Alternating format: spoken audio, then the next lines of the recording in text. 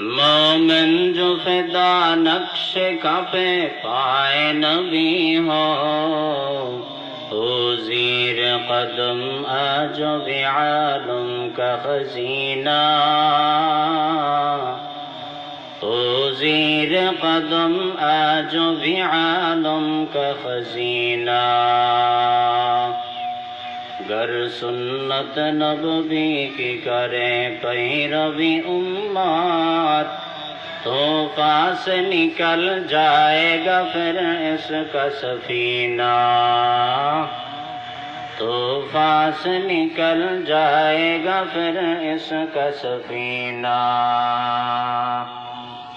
आशिकों बिरादर शहंशाह दो आलम आशिकों बिरादर शहंशाह दो आलम मिश्को से ज़ियादा मुबारक जिसका पसीना मिश्कों से ज़ियादा मुबारक जिसका पसीना। আলহামদুলিল্লাহ উদ্যোগের আয়োজিত চকরিয়া উপজেলার অন্তর্গত দক্ষিণ কাকারা ৭ নম্বর ওয়ার্ড ইসলামী যুব উন্নয়ন কমিটির উদ্যোগে ইসলামী মহাসম্মেলন আজ ৩ ডিসেম্বর রোজ বুধবার মহতী মাহফিলে উপস্থিত সম্মানিত সভাপতি জাতির মাতার মুকুট হযরত উলামায়ে কেরাম মুরব্বিয়ানে আযম সমবয়সী যুবক বন্ধুগণ স্নেহের ছোট ভাই পর্দার আড়ালের অবস্থানরত সম্মানিত মা বোনেরা দয়াময় আল্লাহ রব্বুল ইজ্জত ওয়াল জালালের দরবারে শুকরিয়া জ্ঞাপন করি যে আল্লাহ রব্বুল ইজ্জত ওয়াল জালাল আমাকে আপনাকে 10 মায়ের 10 সন্তান জান্নাতওয়ালা প্যান্ডেল তথা সামিয়ানার নিচে এসে বসে কোরআন ও হাদিসের কথা বলা শোনার আল্লাহ তৌফিক দান করেছেন। সেই মহান রব্বুল আলামিনের দরবারে শুকরিয়া জ্ঞাপন করি, বলি আলহামদুলিল্লাহ। আর আওয়াজ দিয়া বলেন আলহামদুলিল্লাহ। লক্ষ কোটি দরুদ সালাম সৈয়দুল মুরসালিন খাতামুন নবিয়্যিন ইমামুল আউয়ালিন শফিয়ে মাহশর সাকি কাউসার আকায়ে নামদার মদিনা কা তাজদার ফখর নবুয়ত সৈয়দুল মখলুকাত হযরত মুহাম্মদুর রাসূলুল্লাহ সাল্লাল্লাহু আলাইহি ওয়াসাল্লামের সবাই পড়লেন না কেন? বলেন সাল্লাল্লাহু আলাইহি ওয়া আলিহি ওয়াসাল্লাম। একবার পড়লে রসুলের উপর দরুদ বলে 10টা আল্লাহ প্রদত্ত রহমতকে আল্লাহ নাজিল করেন। সুবহানাল্লাহ। দরুদের আমল এটা এমন একটা আমল, বান্দা সমস্যার বেড়াজালে আবদ্ধ হয়ে গেছে, সামনে আর কোনো রাস্তা নাই, বলে বান্দা তুমি ইখলাস ও রুহানিয়াতের সমন্বয় রসুলের উপর মহব্বতের দরুদ পৌঁছাইতে থাকো। যত কঠিন সমস্যায় হোক না কেন আমার আল্লাহ কুদরতি হাতে তোমাকে মুসিবত থেকে আল্লাহ দরুদের বিনিময়ে হেফাজত করবেন। এজন্য দরুদ দ্বারাই পড়বে, শুধু এতটুকুই দরুদ পড়ার হক আদায় হবে না। চলতে ফিরতে সময় পেয়েছেন তো সাল্লাল্লাহু আলাইহি ওয়াসাল্লাম সাল্লাল্লাহু আলাইহি ওয়াসাল্লামের দরুদের আমল করা লাগবে। একদল ভাইরা মনে করে দাঁড়ায় রবিউল আউয়াল আসবে, চেয়ার একটা খালি রাখবো আর মনে করবে এখানেই নবী আসছে, রসুলের ইয়া নবী সালাম আলাইকা বলে সালাম দিতেছি আর রসুলের মহাব্বতের বহির্প্রকাশ ঘটাইতেছি। আরে বাবা, তোমার রসুলের ইশকের জন্য মাস লাগবে কেন? দিন নির্দিষ্ট হবে কেন? রসুলের উম্মত যে দাবি করবে সে তার জীবনের শুরু লগ্ন থেকে নিয়ে শেষ পর্যন্ত রসুল আরবি সাল্লাল্লাহু আলাইহি ওয়াসাল্লামের 63 বছরের হায়াতে জিন্দেগির সুন্নতওয়ালা জীবনের আদর্শকে তার মডেল বানাইতে হবে। কথা বলেন ঠিক কিনা? এটাই তো মুসলমানের পরিচয়, ইমানদারের পরিচয়, রসুলের উম্মতের পরিচয়। রসুল আরবি সাল্লাল্লাহু আলাইহি ওয়াসাল্লাম বলেন, মান সাল্লা আলাইয়া ওয়াহিদান সাল্লাল্লাহু আলাইহি আশরা, যে বান্দা তুমি একবার দুনিয়া তথা জমিনের উপর একবার আমি নবীর উপর দরুদ পৌঁছাইবা, আল্লাহ তাআলা 10টা রহমত তোমার উপর বর্ষণ করবে। সুবহানাল্লাহ। এজন্য বেশি বেশি দরুদের আমল করা। তা আল্লাহ পাকের শুকর যে আল্লাহ তাআলা দুনিয়াবি হাজারো ব্যস্ততা সবগুলারে পেছনে ফেলে আজকের যে মাহফিল চলতেছে, জান্নাতওয়ালা প্যান্ডেল তথা সামিয়ানার নিচে এসে বসার তৌফিক আল্লাহ দান করেছেন। এই জমিনটার গতকালকে এই পরিমাণ দাম ছিল না, যেই পরিমাণ দাম আজকে আল্লাহ তাআলার দরবারে বৃদ্ধি পেয়েছে। সুবহানাল্লাহ। আরো জোরে বলেন সুবহানাল্লাহ। শীত বেশি পড়ে, মানুষও শীতের জ্বালায় নরম হয়ে গেছে, কথা বাইর হয় না। চায়ের দোকানে এখন আবুল বিড়ি ধরাই দিলে চা একটা নিবে, পান একটা নিবে, আরে বাপ রে বাপ, তার আওয়াজে পার্শ্বে কেউ থাকতে পারে না। হুজুরদের সামনে আসলে, জান্নাতের প্যান্ডেলে আসলে সুবহানাল্লাহ আলহামদুলিল্লাহ বলতে কষ্ট। পারবেন তো ইনশাআল্লাহ? বলেন সুবহানাল্লাহ আলহামদুলিল্লাহ। আরো জোরে বলেন আল্লাহু আকবার। ফায়দা কি হয়েছে? বলে অনেক ফায়দা হয়েছে। সুবহানাল্লাহর বিনিময়ে বান্দা তোমার জন্য জান্নাতে একটা বৃক্ষ রোপণ করা হয়েছে, যেই বৃক্ষের ছায়া হবে এত বিশাল, আরবের তেজি গোড়া 100 বছর দৌড়াইতে সময় লাগবে সেই ছায়া অতিক্রম করতে। তো জান্নাতওয়ালা প্যান্ডেল তথা সামিয়ানায় যেহেতু নিয়ে আসছে আল্লাহ তাআলা, বুঝতে হবে আল্লাহ আমাকে ভালোবাসেন, মহব্বত করেন। মাইয়ুরিদিল্লাহু বিহি খায়রান ইউফাক্কিহু ফিদ্দীন। রাহমাতুল লিল আলামিন বলেন, এরে উম্মত, যেই বান্দাকে আমার আল্লাহ তাআলা অধিক পছন্দ করিয়া নেন, আল্লাহ তাআলা ওই বান্দাকে জান্নাতের প্যান্ডেলে আসার তৌফিক দান করেন। ও বান্দা, ভালো করে কান পাতিয়া শুনিয়া ল, এই জান্নাতের বাগান কত দামি কি তুমি জানো নি? রাহমাতুল লিল আলামিনকে আমার আল্লাহ তাআলা হাদিসে কুদসির মাধ্যমে নবীকে জানাইয়া দে, ও জিবরাইল যাও যাও, রহমতের নবীর কাছে গিয়া সুসংবাদ পৌঁছে দাও। মা মিন কওমি ইয়াযকুরুনাল্লাহা ইল্লা হাফফাত রাব্বিহিমুল মালায়েকা ওয়া গাশিয়াতহুমুর রাহমা ওয়া নাযালাত আলাইহিমুস সাকিনাহ ওয়া যাকারাল্লাহু ফীমান ইনদা কুমু মাগফুরাল লাকুম قد بدلت سيئاتكم الحسنات। রহমতের নবীকে আমার আল্লাহ তাআলা ডাক দিয়া বলেন, রে রহমতের নবী আমার উম্মতকে জানাইয়া দেন, যেই বান্দা 10 মায়ের 10 সন্তান জান্নাতওয়ালা প্যান্ডেল তথা সামিয়ানায় এসে বসেছে, দুনিয়াবি কোন লাভ নোকসানের আশায় বান্দা আসে নাই। ও আল্লাহ, আপনার ওই মারেফতের মহাব্বতকে পাওয়ার জন্য বান্দা দ্বীনি মজমায় ঢুকেছে। আমার আল্লাহ তাআলা বলেন, ও ফেরেশতা যাও যাও, বান্দার চতুর্মুখী তাদেরকে বেষ্টন করিয়া নাও। ফেরেশতারা এক একজনের ঘাড়ের উপর আসমান পর্যন্ত যায়। আসমানের মালিক আমার আল্লাহ প্রকাশ্যে অপ্রকাশ্যে সামনে পেছনে সবকিছু দেখেন, শুনেন, জানেন। এরপরেও আমার আল্লাহ তাআলা ডাক দিয়া বলেন, রে ফেরেশতা, এত হাই হুল্লাস করে কোথার থেকে আসলা রে ফেরেশতা? ফেরেশতারা আমার আল্লাহকে ডাক দিয়া বলেন, রে রব্বুল আলামিন, এমন এক প্যান্ডেলের নিচ থেকে আমরা আসলাম, যেই বাগানে আপনার বড়াই বড়ত্ব মহত্বের আলোচনা করা হয়, যেই বাগানে নবীর জীবন আদর্শ ক্যারেক্টারের বর্ণনা দেওয়া হয়, ওই রকম এক জান্নাতওয়ালা প্যান্ডেল তথা সামিয়ানা থেকে আমরা আসলাম। আল্লাহ তাআলা ডাক দিয়া বলেন, ও ফেরেশতা বান্দাগুলা কি চায়? ফেরেশতারা আল্লাহ তাআলাকে ডাক দিয়া বলেন, রে রব্বুল আলামিন, ওই বান্দাগুলা চিরশান্তি মুক্তির জান্নাত চায়। জাহান্নামের আগুনকে বান্দারা বড় ভয় পায়। আল্লাহ তাআলা এক পর্যায়ে খুশি হইয়া আল্লাহ তাআলা ডাক দিয়া বলেন, রে ফেরেশতা যাও যাও,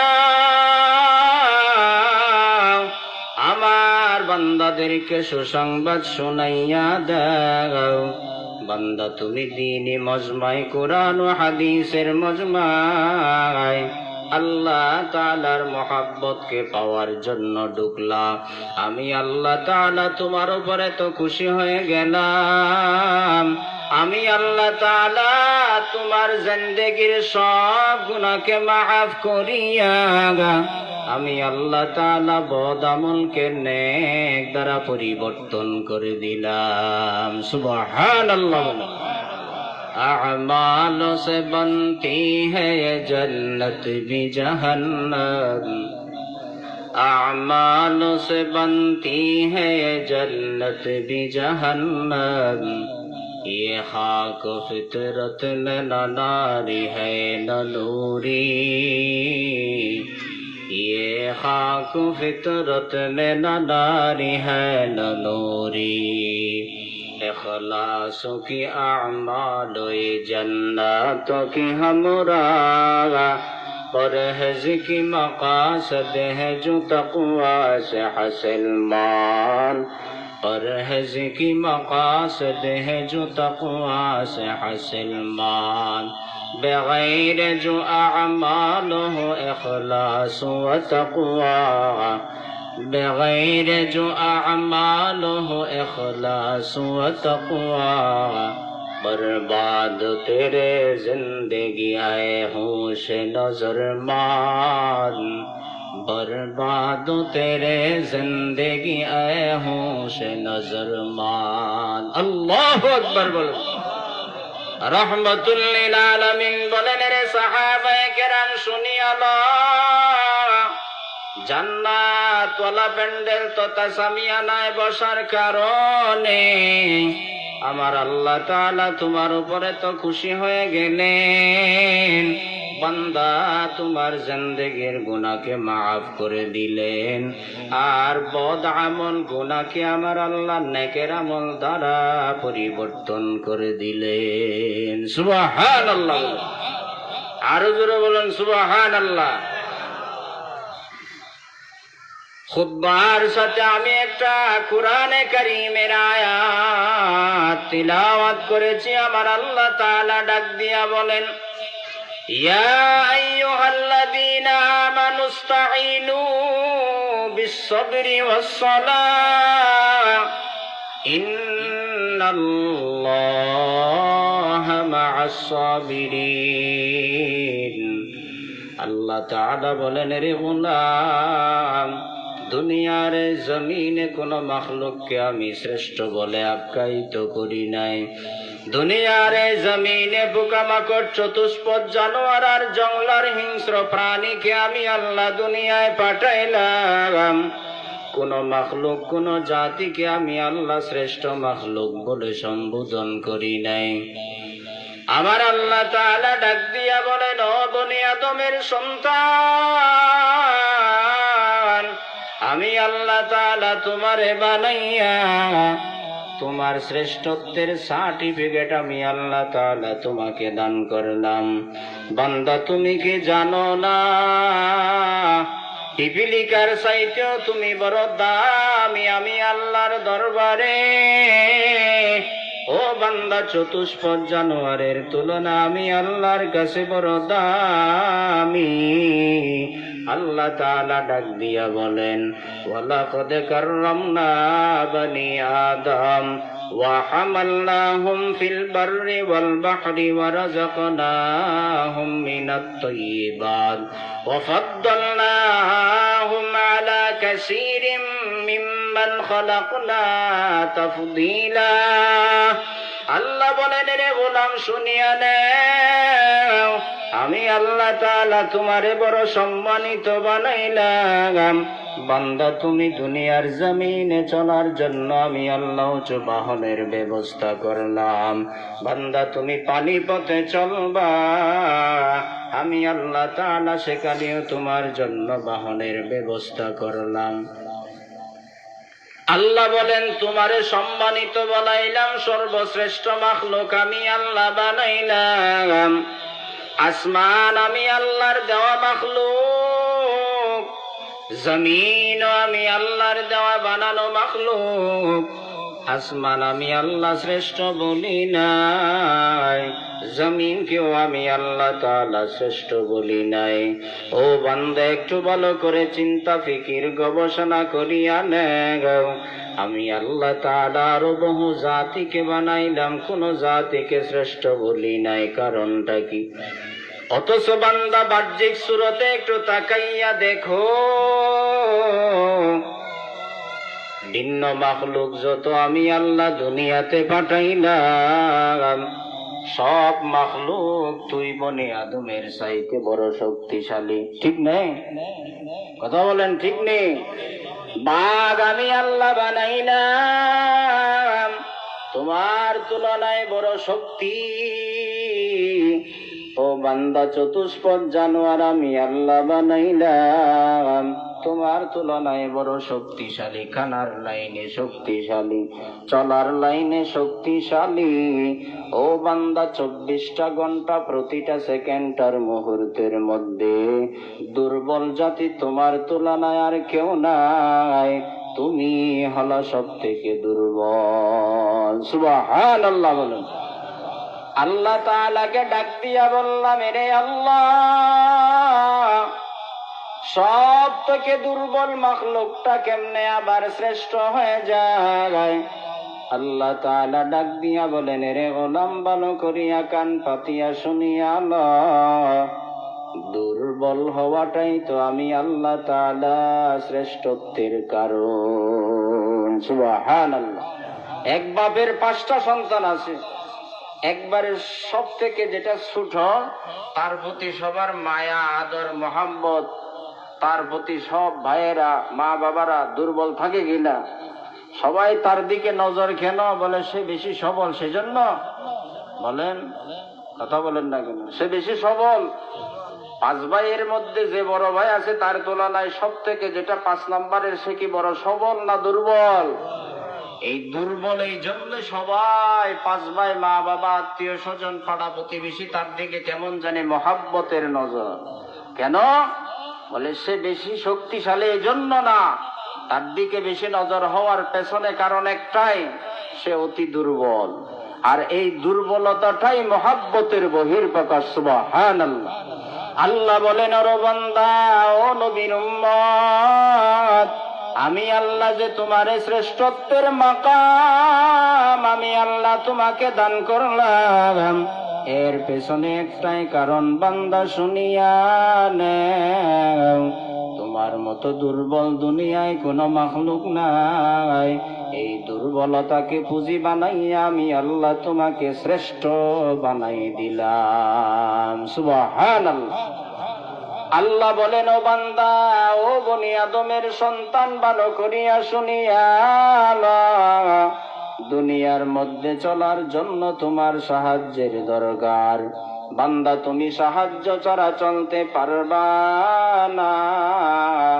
কার কাছে চাইবা? দুনিয়াওয়ালা গরিবেরা বড় লোকের কাছে গিয়া চাই, বলে আমারে কিছু ভিক্ষা দেন। চায়নি?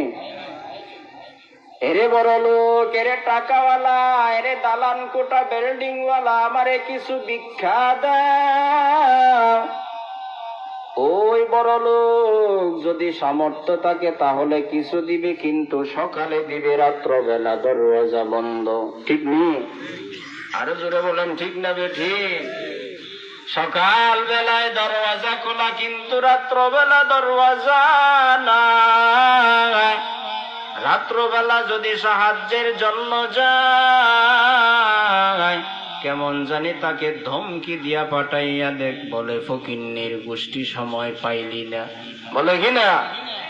আল্লাহ বলেন, এরে বনি আদমের সন্তান ও নবীর উম্মত, বান্দা তোমার সাহায্যের দরকার। সাহায্য ছাড়া একটা সেকেন্ড, একটা মিনিট তুমি চলতে পারবা না। কার কাছে সাহায্য চাইবা?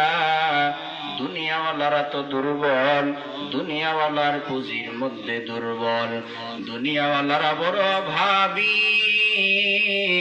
দুনিয়াওয়ালার অভাব কোনোদিন শেষ হবে না।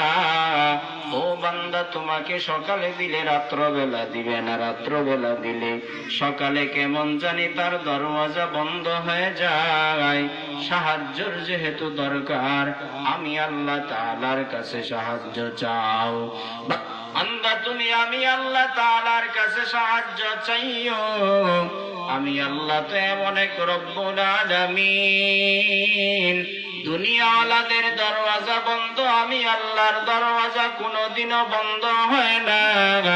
আমি আল্লাহ তাআলার কাছে বান্দা তুমি সাহায্য চাও, কিন্তু দুই জিনিসের মাঝখানে। এক নাম্বার, বান্দা তুমি সাহায্য যে চাইবা, এক নাম্বার তোমার ধৈর্যের গুণে গুণান্বিত হয়ে যাও। দুই নাম্বার, পাঁচ বেলার নামাজের গুণে গুণান্বিত হয়ে যাও। সুবহানাল্লাহ। ধৈর্য আর নামাজ যদি বান্দা তোমার অন্তরে চলিয়া যায়, তাহলে আমি আল্লাহ তাআলার কাছে মুনাজাত দিতে পাইতে দেরি হবে না। বান্দা তুই চাইবি মুনাজাত দিয়া ধৈর্য আর নামাজের সমান নয়, আমি আল্লাহ তাআলা তোকে দিতে বাধ্য হয়ে যাব। পাঁচ বেলার নামাজ বড় গুরুত্বপূর্ণ একটা আমল। আবার আল্লাহ তাআলা ইসলামের কুঠি দাঁড় করাইলেন পাঁচটা: কালিমা, নামাজ, রোজা, হজ, যাকাত। কালিমার সম্পর্ক বিশ্বাসের সাথে। কালিমা তিন বিষয়ের সমন্বয়ে মুমিনের ঈমান। লা ইলাহা ইল্লাল্লাহ মুহাম্মাদুর রাসূলুল্লাহ। বলে এটা এমন এক পাওয়ারফুল কালিমা, যেই বান্দা কিন ইখলাসের সাথে কালিমা পাঠ করবা, আমার আল্লাহ তাআলা তোমার জিন্দেগীর পেছনের সব গুনাহকে মাফ করে দিবেন। সুবহানাল্লাহ। এই কালিমার সম্পর্ক হলো ইতিকাদ, বিশ্বাসের সাথে। ও বান্দা, তুমি জবানে বলবা লা ইলাহা ইল্লাল্লাহ মুহাম্মাদুর রাসূলুল্লাহ। এই কথাটাকে আবার তোমার জবান থেকে কলবের মধ্যে বসায় নাও। আসলে নাই আমার আল্লাহ তাআলা ছাড়া কোনো মাবুদ নাই। আমার নবী হযরত মুহাম্মদ সাল্লাল্লাহু আলাইহি ওয়াসাল্লামই হলেন শেষ নবী। তিন নাম্বার স্তরকেও বান্দা তুমি কলবে ভালোভাবে বসায় নাও। যে বান্দা জবানে উচ্চারণ করলা, তুমি অন্তরে কালিমা বিশ্বাস করলা, কাজে কর্মে যদি তোমার জীবনে প্রকাশ না হয়, তাহলে তুমি পরিপূর্ণ মুসলমান হইতে পারো না। কথা বলেন ঠিক কিনা? ইসলামের স্তম্ভ দাঁড় করিয়েছেন আমার আল্লাহ পাঁচটা: এক নাম্বার কালিমা, দুই নাম্বার নামাজ, তিন নাম্বার যাকাত। যাকাত এটা এমন একটা ইসলামের স্তম্ভ, এটা এমন একটা রুকুন, সব মানুষের উপর ফরজ হয় না। কোটি কয়েক এলাকার বড় লোক যাদের মধ্যে নেশাব সম পরিমাণ মাল আছে, আল্লাহ বলেন, রে গোলাম, আমি আল্লাহ তোমাকে দালান কোটা বিল্ডিং ওয়ালা বানাইলাম, আমি আল্লাহ তাআলা তোমাকে ধনী বানাইলাম। বান্দা তুমি এই টাকা পয়সা ধন সম্পদ গুলার পবিত্রতা হাসিল হওয়ার জন্য আমার রাস্তায় তুমি যাকাত দিয়ে দাও, তাহলে আমি আল্লাহ তাআলা ওই সম্পদকে পবিত্র করে দিব। সুবহানাল্লাহ। 4 নম্বরে রোজা। রোজা এটা প্রতিদিনের আমল না, এটা বছরে একবার রমজানুল মুবারকে ধনী গরিব সবাইকে আল্লাহর পক্ষ থেকে রোজা রাখার হুকুম করা হয়েছে। হজ কারা করবে রে ভাই? যাদের মধ্যে টাকা পয়সা সব কিছু নেশাব সম পরিমাণ মালের মালিক হয়ে গেছে, আমার আল্লাহ বলে তুমি হজ করিয়া নাও। বান্দা তোমার যদি নেশাব সম পরিমাণ মাল থাকে তুমি যাকাত আদায় করিয়া দাও। ও বান্দা, তোমার যদি টাকা পয়সা সব কিছু শেষ, তাহলে তুমি এখন গরিব হয়ে গেলা, তোমার জন্য যাকাত ফরজ না, তোমার জন্য হজ করাও ফরজ না। আল্লাহ তাআলা বলেন, রে গোলাম একটু তাকায় দেখ, ইসলামের এই 5টা রুকনের মধ্যে যাকাত হলো ধন সম্পদের সাথে সম্পর্ক, হজ হলো মালের সাথে সম্পর্ক, রোজা হলো পেটের সাথে সম্পর্ক। রে গোলাম, কালিমা হলো এতেকাদার বিশ্বাসের সাথে সম্পর্ক। রোজা প্রতিদিন আসে না, হজ প্রতিদিন করা লাগে না, যাকাত সবার উপর ফরজ হয় না, কিন্তু কালিমা এটা এমন একটা কালিমা, বান্দা তুমি কালিমার সীমারেখায় যদি চলিয়া আসিয়া যাও, আমার আল্লাহ তাআলা কলিমার বিনিময়ে তোমাকে জান্নাতের গেটে পৌঁছায় দিবেন। সুবহানাল্লাহ বলেন। এই 5টা রুকনের মধ্যে আরেকটা রুকন নামাজ। কি ভাই বলেন? 5 রুকনের মধ্যে এক রুকনের নাম কি? নামাজ। এই নামাজ এটা এমন একটা রুকন, এটা এমন একটা আমি আল্লাহর হুকুম। বড় টাকাওয়ালা হও আর দালান কোটা বিল্ডিং এর মালিক হও না কেন, যত বড় ক্ষমতাশীল হও না কেন রে ভাই, নামাজের সাথে মালের সম্পর্ক নাই, নামাজের সাথে ক্ষমতার কোনো সম্পর্ক নাই। আল্লাহ বলেন, রে গোলাম একটু ভালো করিয়া শুনিয়া নাও, নামাজ এটা এমন একটা গুরুত্বপূর্ণ আমল, যেই বান্দা নামাজের ইহতেমাম করবা, আমার আল্লাহ তাআলা নিজ কুদরতি জিম্মার ভেতরে প্রবেশ করবা। সুবহানাল্লাহ বলেন। মান সাল্লাল বারদাইন দাখালাল জান্নাহ।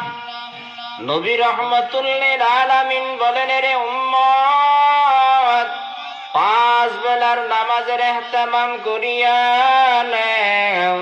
5 বেলার নামাজের ইহতেমামের বিনিময় আমার আল্লাহ তাআলা তোমার পরিপূর্ণ জিম্মা নিয়ে নিবেন। রহমাতুল লিল আলামিন আরো বলেন, রে উম্মত একটু ভালো করিয়া শুনিয়া নাও, যেই বান্দা 2 ঠান্ডা ওয়াক্তের নামাজ আদায় করবা, আমি নবী হইয়া তোমার জন্য জান্নাতে প্রবেশ করার জিম্মা নিয়ে নিলাম। সুবহানাল্লাহ। আরো জোরে বলেন সুবহানাল্লাহ। 1 নাম্বার, ফজরের ওয়াক্ত ঠান্ডা সূর্য নাই। যদি বান্দা ফজরের ওয়াক্ত এই বান্দার মকমলের চাদর পেছাইয়া ঘুমাইলা, মাঘ মাসের শীত, মনে চাইতেছে না ঠান্ডা পানি দিয়ে ওযু বানায়া তুমি পায়ে হেঁটে মসজিদের দিকে যাইবা, আল্লাহ বলেন, রে গোলাম, এখানে তো আমি আল্লাহর পরীক্ষা, কে কতটুকু ভালোবাসে এখানেই তো আমি আল্লাহ তাআলার পরীক্ষা হয়ে যাবে। বান্দা মকমলের চাদর পেছাইয়া এশারের নামাজ পড়িয়া ঘুমাইলা, ফজরের আজানের আওয়াজ যখন তোমার কানে এসে পৌঁছে যায়, বান্দা তুমি ঠান্ডা পানি দিয়া ওযু বানায়া মসজিদের দিকে রওনা হয়ে যাও, আমার নবী বলেন, আমি নবী হইয়া তোমার জন্য জান্নাতের জিম্মা নিয়ে নিলাম। সুবহানাল্লাহ। রাসূল আরবি সাল্লাল্লাহু আলাইহি ওয়া আলিহি ওয়াসাল্লাম আরো বলেন, যেই বান্দা ফজরের নামাজ পড়িয়া বাড়ির দিকে রওনা হয়ে যায়, আল্লাহ তাআলা কুদরতি ভাবে ওই বান্দার হাতের মধ্যে ঈমানের ঝান্ডা দিয়ে দেয়। সুবহানাল্লাহ। ও বান্দা, তুমি আজকে নাক টেনে ঘুমাইলা, ফজরের কোনো খবর নাই, জোহরের কোনো খবর নাই, আসরের কোনো খবর নাই, মাগরিবের কোনো খবর নাই। বান্দা, তুমি জান্নাতওয়ালা প্যান্ডেল তথা সামিয়ানায় চলে আসলা। আল্লাহ তাআলার ভয়ে, জাহান্নামের আগুনের ভয়ে যদি একটু তওবা করি, আজকে থেকে ওয়াদাবদ্ধ হয়ে যাও, আমি আল্লাহ তাআলা তোর বিগত জিন্দেগির গুনাহকে মাফ করিয়া নেককার সালেহদের কাতার বন্দী করিয়া দিব। সুবহানাল্লাহ। ইয়া আইয়ুহাল্লাযীনা আমানু ইসতাঈনু বিস-সাবরি ওয়াস-সালাহ ইন্নাল্লাহা মা'আস-সাবিরিন। বান্দা, তুমি আমি আল্লাহর কাছে সাহায্য চাও ধৈর্য আর নামাজের বিনিময়ে। সাহাবায়ে কেরামের একটা গুণ হলো, ইজা হাযাবাহু আমরুন ফুজিআ ইলাস সালাতি। ভাই, আজকে আমি আপনি বহু সমস্যার সম্মুখীন হওয়ার পর কেমন জানি মানুষের দ্বার প্রান্ত গিয়া সাহায্য প্রার্থনা করি, বলে আমি অমুক মুসিবতে পড়লাম, আমাকে একটু সাহায্য করা দরকার। অথচ আল্লাহ বলেন, ও বান্দা, তুই একে অপরের কাছে সাহায্য চাওয়ার জন্য গেলা, হতেও পারে সে তোমাকে সাহায্য করবে, হতেও পারে সে তোমাকে সাহায্য না করে তারাই দিবে। কিন্তু আমি আল্লাহ তাআলার দরবার, এটা তো এমন একটা দরওয়াজা, আমি আল্লাহ তাআলার দরওয়াজা থেকে কেউ খালি হাতে ফেরত যায় না রে গোলাম। আমি আল্লাহ তাআলার দরওয়াজায় এসে নক করো, আমি আল্লাহর কাছে বলো, আমি আল্লাহ তাআলা তোমার জীবনের সব প্রয়োজনের আয়োজন করে দিব। সাহাবায়ে কেরামদের একটা গুণ ছিল, দুনিয়ার যে কোনো সমস্যার সম্মুখীন হওয়ার পরে সাহাবায়ে কেরাম সাথে সাথে মায়ার নবী রহমতুল লিল আলামিনের কাছে গিয়া সবক হাসিল করতেন, আর নামাজে আল্লাহ তাআলার কুদরতি পায়ে সেজদা দিতেন। নামাজ এটা এমন একটা গুরুত্বপূর্ণ আমল,